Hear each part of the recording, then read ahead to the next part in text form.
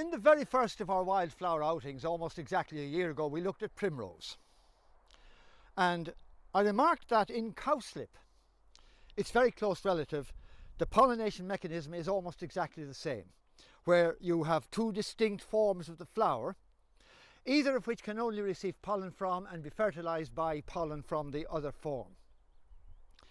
But whereas primrose is a springtime flower, characteristic of hedgerows and well-lit woods, cowslip is a harbinger of early summer, and it prefers more open, well-lit, grassy places.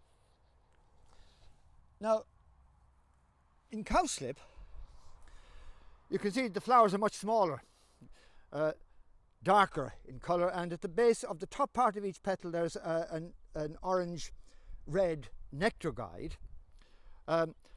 And they both have the same suite of pollinators: bumblebees, long-tongued flies and similar insects.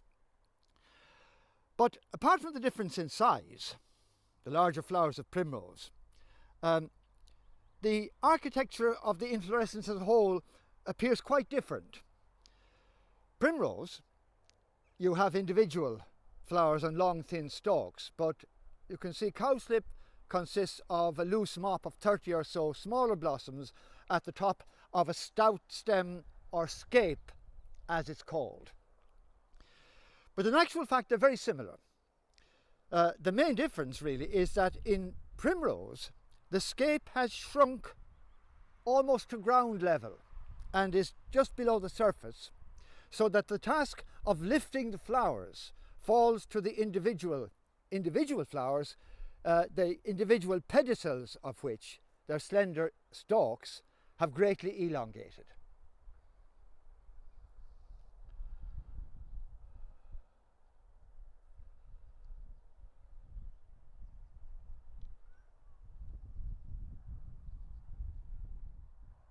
So redolent of early summer is the cowslip that much traditional lore has gathered around it.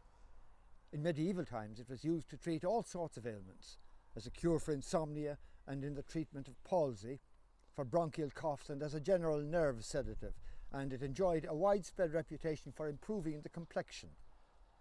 The famous herbalist Parkinson reported that cowslip ointment taketh away the spots and wrinkles of the skin and adds beauty exceedingly. We read in John Gerard's famous herbal that an unguent made with the juice of cowslips and oil of linseed cureth all scaldings or burnings with fire, water or otherwise.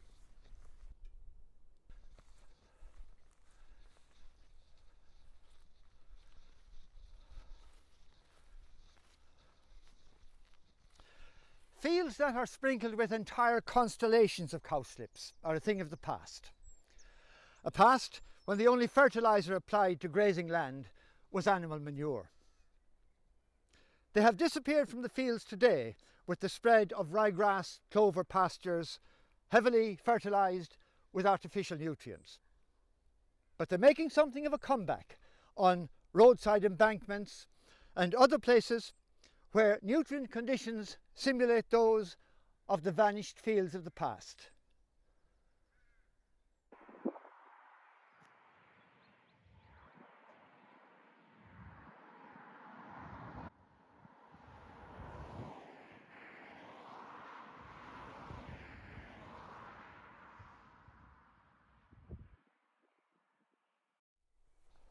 Once upon a time, when cowslips grew everywhere in the species-diverse grasslands on every farm, they were used in all sorts of kitchen recipes, some of them elaborate and time-consuming. A potent and once very popular wine can be made from the flowers, and tea from the leaves. A syrup was also distilled from the flowers. However, it is no longer common enough for me to share with you the famous recipes for cowslip wine, cowslip syrup and cowslip pudding. The word cowslip derives from the Old English word cowslip, which is more or less self-explanatory.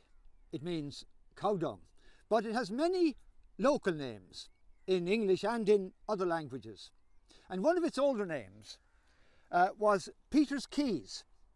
In fact, more or less a translation from the name by which the medieval doctors knew it. for those of you who don't know, St. Peter is in charge of the gates of heaven, and the keys referred to are his guardian keys. In one version of the tale, a German version of the tale, it is said that Peter became so agitated at discovering that people were getting into heaven by an unauthorized back door that he dropped his keys. And sure enough, the German word for cowslip is Himmelschlüssel, the keys of heaven.